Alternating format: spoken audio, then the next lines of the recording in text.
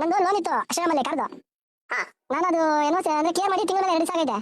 ಈಗ ಲೋನ್ ಇತ್ತು ಅಂದ್ರಲ್ಲ, ಗಾಡಿಗೆ ಆರ್ಸಿ ಓನರ್ ನೀವಾ ಇಲ್ಲ ಲೋನ್ ಕಂಟಿನ್ಯೂಷನ್ ಗಾಡಿ ತಗೊಂಡಿರಾ? ಇಲ್ಲ ಇಲ್ಲ, ಅವ್ರು ಆರ್ಸಿ ನಾನೇ. ಸರಿ, ಇವಾಗ ಲೋನ್ ಕ್ಲಿಯರ್ ಆಗಿ ಎಷ್ಟು ದಿನ ಆಯ್ತು? ಕ್ಲಿಯರ್ ಆಗಿ ತಿಂಗಳ 2 ಸಾವಿರ ಐತೆ ಸೋಮಣ್ಣ. ಅಲ್ಲ, ಈಗ ನೀವು ಅಲ್ಲಿ ಲೋನ್ ಕ್ಲಿಯರ್ ಹೋದಾಗ ಎನ್ಒಸಿ ಅಪ್ಲೈ ಮಾಡ್ತಿರಲ್ವಾ? ಹೌದು. ಅವರು 8 ದಿನಕ್ಕೋ ಇಲ್ಲ 15 ದಿನಕ್ಕೋ ಟೈಮಿಂಗ್ಸ್ ಹೇಳ್ತಾರೆ. ಹೌದು. ಯಾವ ಟೈಮಿಂಗ್ಸ್ ಹೇಳಿದ್ರು? ಸೋಮಣ್ಣ ಅವ್ರು 10 ದಿವಸ ಹೇಳಿದ್ರು, ಆಮೇಲೆ 12 ದಿವಸಕ್ಕೆ ಹೋದೆ. ಇನ್ನ ಸ್ವಲ್ಪ ಬಂದಿಲ್ಲ, 15 3 ದಿವಸ ಬಿಟ್ಟು ಬಂದೆ. 3 ದಿವಸ ಬಿಟ್ಟು 15 ದಿವಸಕ್ಕೆ ಹೋದೆ. ಅವತ್ತು ಮ್ಯಾನೇಜರ್ ಸಿಗಲಿಲ್ಲ. ಅವತ್ತು ಒಳಗಡೆ ಹೋಗಿ ಮಾತಾಡ್ಬಿಟ್ಟು ಬಂದಿದ್ದೆ. ತಿರ್ಗಿ ಅದಾದ್ಮೇಲೆ 25ನೇ ದಿವಸ ಹೋದೆ. ಅವತ್ತು ಮ್ಯಾನೇಜರ್ ಇದ್ರು, ಹಂಗೆ ಹಿಂಗೆ ಅಂತ ದೊಡ್ಡ ಜನ ಮಾತಾಡಿದ್ರು. ನಾನು ಮಾತಾಡಿದ್ದೀನಿ, ಇಲ್ಲ ಅಂದಿಲ್ಲ. ಸರಿ ಆಯ್ತು ಅಂದ್ಬಿಟ್ಟು ಅವತ್ತು ತಿರ್ಗಿ 5 ದಿವಸ ಟೈಮ್ ತಗೊಂಡ್ರು. ಆಯ್ತು ಅಂದ್ಬಿಟ್ಟು ಅವತ್ತು 5 ದಿವಸ ಬಿಟ್ಟು ತಿರ್ಗಿ ಮತ್ತೆ ಹೋಗಿದ್ದೀನಿ. ಅವತ್ತು ಸಿಗಲಿಲ್ಲ. ಫೋನ್ ಮಾಡಿದ್ರೆ ಫೋನ್ ರೆಸ್ಪಾನ್ಸ್ ಇಲ್ಲ. ಇವತ್ತು ಬರೋದಕ್ಕೆ ಹೇಳಿದ್ರೆ ಇವತ್ತು ಅಲ್ಲಿ ಹೋದ್ರೆ ನಾನು ಶೂರಿಟಿ ಹಾಕಿರೋ ನಾವು ಇನ್ನ EMI ಗಟ್ಟೆಲ್ಲ ಕಟ್ಸೋ ಅಂತ ಇವಾಗ ಕೇಳ್ತಾರೆ. ಓಕೆ, ಈಗ ಶೂರಿಟಿ ಹಾಕಿರೋದಿರಲ್ಲ, ಅವ್ರು ಏನು ಲೋನ್ ತಗೊಂಡಿದ್ದಾರೆ ಶ್ರೀರಾಮಲ್ಲಿ? ಅವನು ಕ್ಯಾಂಟರ್ ಇತ್ತು, ಕ್ಯಾಂಟರ್ ಮೇಲೆ ಲೋನ್ ತಗೊಂಡಿದ್ದ. ಸರಿ, ಅಲ್ಲ ಲಿಂಕ್ ಮಾಡೋಣ ಅಂದ್ರೆ.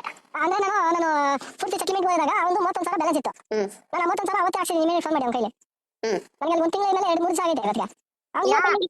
ಕ್ಯಾಂಟರ್ ತಗೊಂಡಿರಲ್ಲ, ಕ್ಯಾಂಟರ್ ತಗೊಂಡಿರುವಂತ ವ್ಯಕ್ತಿ ಈಗ up to date, still up to date ಏನಿದೆ ಅದನ್ನೆಲ್ಲ ಟೋಟಲ್ ಕ್ಲಿಯರ್ ಆಗಿದೆಯಾ ಅಥವಾ ಅವ್ರು ಏನಾದ್ರು ಲೋನ್ ಪೆಂಡಿಂಗ್ ಇದೆಯಾ? ಅವ್ನು ಇನ್ನೂ 2 EMI ಪೆಂಡಿಂಗ್ ಇದೆ ಅಂತೆ. ಅದೇ ಮಾಡತ್ತಪ್ಪ ನೋಡ್ರಿ, ಅವತ್ತು ಹೇಳ್ತೀನಿ ಕೇಳ್ರಿ.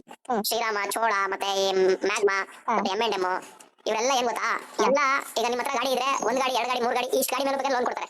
ಲೋನ್ ಕಂಟಿನ್ಯೂಷನ್ ಅಲ್ಲಿ ಯಾರು ತಗಂತಾನೆ ಅವನು ಪಾಪಿ. ಅದೇ ತರ ನಾವು ಇನ್ನೊಬ್ರು ಶೂರಿಟಿ ಆದ್ರೂ, ನಮಗೆ ಇನ್ನೊಬ್ರು ಶೂರಿಟಿ ಆದ್ರೂ ಅವ್ರಿಬ್ರು ರಿಲೇಟೆಡ್ ಅಲ್ಲಿ ಏನಾದ್ರು ಲೋನ್ ಇತ್ತು ಅಂದ್ರೆ, ಪರ್ಸನಲ್ ಲೋನ್ ಆಗಲಿ ವೆಹಿಕಲ್ ಲೋನ್ ಆಗಲಿ ಇತ್ತು ಅಂದ್ರೆ ಈ ರೀತಿಯಲ್ಲಿ ಮಾಡೇ ಮಾಡ್ತಾರೆ ಬ್ಯಾಂಕ್ ಮ್ಯಾನೇಜರ್ಗಳು. ಅವ್ರು ಯಾರು ಶೂರಿಟಿ ತಗೋ ಹಾಕಿರ್ತಾನೆ ಆತ ಬಂದು ಅಪ್ ಟು ಡೇಟ್ ಕರೆಕ್ಟ್ ಕಟ್ಟ ಕೇಳಿ ಕಟ್ಕೊಂಡ್ರೆ ಆಮೇಲೆ ಬಂದು ಅವರೇ ಬಂದು ಮಾತಾಡಬೇಕು. ನಂದು ಅಪ್ ಟು ಡೇಟ್ ಇದೆಯಲ್ಲ ಸರ್, ನೀವು ಯಾಕೆ ಅವ್ರಿಗೆ ಎನ್ಒಸಿ ಕೊಡ್ತಾರೆ, ಅವ್ರು ಕ್ಲಿಯರ್ ಆಗಿದೆಯಲ್ಲ ಕೊಡಿ ಅಂತ ಕೇಳಬೇಕು. ಒಂದ್ ವೇಳೆ ಅವ್ರು ಅಷ್ಟೆಲ್ಲ ಹೇಳಿದ್ರು ಕೂಡ ಕೊಟ್ಟಿಲ್ಲ ಅಂದ್ರೆ ಇದೇ ಬ್ಯಾಂಕ್ ಮ್ಯಾನೇಜರ್ ಮೇಲೆ ಒಂದು ಯಾವ್ದು ಬ್ರಾಂಚ್ ಲೋಕಲ್ ಇದೆ ಅಲ್ಲಿ ಹೋಗಿ ಒಂದು ಕಂಪ್ಲೇಂಟ್ ಲಾಂಚ್ ಮಾಡಬೇಕು.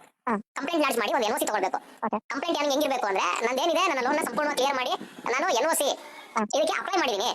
ಬ್ಯಾಂಕ್ ಮ್ಯಾನೇಜರ್ ಆತನ ಮನಸ್ಸಲ್ಲಿ ಏನು ಹುನ್ನಾರ ಇಟ್ಕೊಂಡು ನನಗೆ ಎನ್ಒಸಿ ಕೊಡ್ತಿಲ್ವೋ ನನಗೆ ಗೊತ್ತಿಲ್ಲ. ನಾನು ಲೋನ್ ಕ್ಲಿಯರ್ ಆದ್ಮೇಲೆ ಎನ್ಒಸಿ ತಗೊಂಡ್ಮೇಲೆ ನಾನು SP ಕ್ಯಾನ್ಸಲೇಷನ್ ಮಾಡಿಸಬೇಕು ಆರ್ಟಿಒದಲ್ಲಿ.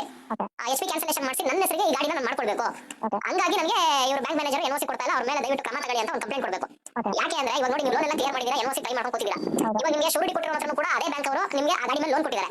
ಆತನು ಕೂಡ ಸರಿಯಾಗಿ ಲೋನ್ ಕಟ್ಟಿಲ್ಲ ಅಂತ ಏನಾಗುತ್ತೆ, ಒಂದ್ ವೇಳೆ ಆ ಗಾಡಿನ ಏನಾದ್ರು ಇವರು ಲೋನ್ ಕಟ್ಟಿಲ್ಲ ಅಂತ ಸೀಸ್ ಮಾಡಿ ಆತನು ತೊಂದರೆ ಕೊಟ್ಟರು ಅಂದಾಗ ಆತ EMI ಗಳನ್ನ ಕ್ಲಿಯರ್ ಮಾಡ್ಕೊಳ್ಳದೆ ಆ ಗಾಡಿನ ಅಲ್ಲೇ ಹರಾಜು ಬಿಟ್ಬಿಟ್ಟ ಅಂದ್ರೆ ಆತಂದು ಕ್ಲಿಯರ್ ಆಗೋವರೆಗೂ ನಿಮ್ಗೆ ಎನ್ಒಸಿ ಕೊಡೋದೇ ಇಲ್ಲ. ಅದಕ್ಕೆ ಇಂತಹ ಪ್ರೈವೇಟ್ ಬ್ಯಾಂಕ್ಗಳಲ್ಲಿ ಯಾವತ್ತೂ ಯಾರಿಗೂ ಇನ್ನೊಬ್ರು ಶೂರಿಟಿ ಆಗಬಾರ್ದು. ಹೇಳ್ತೀನಿ, ನಮ್ಮ ಇಡೀ ಡ್ರೈವರ್ ಸಂಕಲಕ್ಕೆ ನಾನು ಹೇಳೋದು ಒಂದೇ ಮಾತು, ನಿಮ್ಗಳಲ್ಲಿ ಜಾಗೃತಿ ಕೊರತೆ ತುಂಬಾ ಭಯಂಕರನೇ ಇದೆ. ಈಗ ನೋಡಿ, ಇಲ್ಲಿ ಲಕ್ಷಾಂತರ ಜನ ಡ್ರೈವರ್ ಇದ್ದಾರೆ. ಪ್ರತಿಯೊಬ್ಬರಿಗೂ ಕೂಡ ಅವ್ರದೇ ಆದ ಒಂದು ದುಡಿಮೆ ಸಂಪಾದನೆಯಲ್ಲಿ ಅವ್ರು ಮಾಡ್ಕೊಳ್ಳೋ ಎಡವಟ್ಗಳಲ್ಲಿ ಜಾಗೃತಿ ಇಲ್ಲದೆ ಹೋದಾಗ ಅವ್ನು ಏನೇ ದುಡಿದ್ರು ಕೂಡ ಆ ಜಾಗೃತಿ ಮೂಡಿಸ್ಕೊಳ್ಳದೆ ಹೋದ್ರೆ ಆ ದುಡ್ಡೆಲ್ಲ ಅಲ್ಪೋಲ್ ಮಾಡ್ತಿರ್ತಾನೆ. ಅವ್ನು ಹೇಳಿ ಆಗಲ್ಲ.